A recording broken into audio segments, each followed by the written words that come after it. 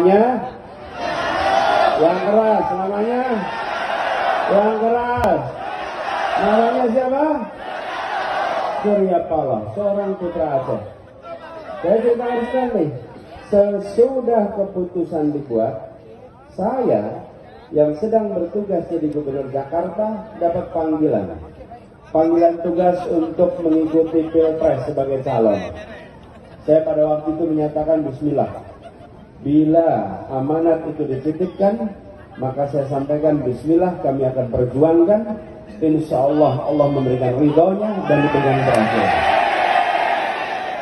Tapi ingat, sesudah itu mereka yang tidak menginginkan perubahan, betul, berusaha untuk menghadang dengan segala macam cara.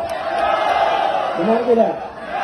Tantangan demi tantangan berdatangan. Apakah gentar? Apakah mundur?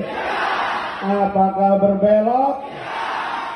Saudara sekalian menyaksikan, inilah ciri seorang lahir Aceh, punya nyali, berani berhadapan dengan semua, tidak gentar menghadapi tantangan. Gambaran warga Aceh yang sesungguhnya. Tanah ini adalah tanah yang melahirkan pejuang. Tanah ini harum dengan darah para pejuang, harum dengan para syuhada yang telah membuat Aceh tersohor di lintas sejarah. Mari kita kembalikan ketersohoran itu. Mari kita kembalikan di sini semangat perjuangan itu. Apakah rakyat Aceh gentar? Apakah rakyat Aceh bergeming? Haruskah kita maju terus?